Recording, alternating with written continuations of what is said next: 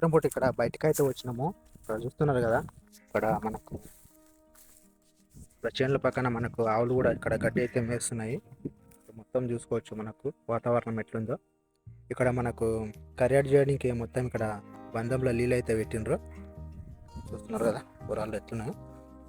అలాగే అక్కడ ఒక కొంగల గుంపు అయితే మొత్తం అక్కడ వచ్చి వాలింది. ఇక్కడ చూసుకోవచ్చు కొన్ని పక్షులు కూడా అక్కడ వెళ్ళిపోతున్నాయి.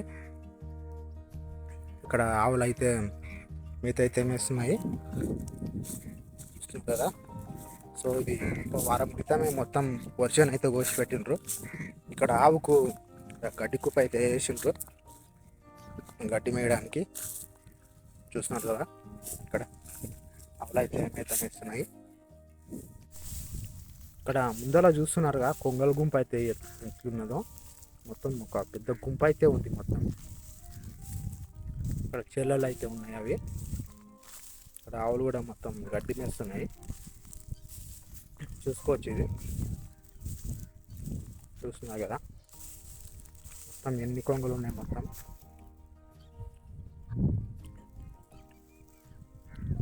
సో అవతల సైడ్ అయితే మొత్తం నారైతే వేసిండ్రు.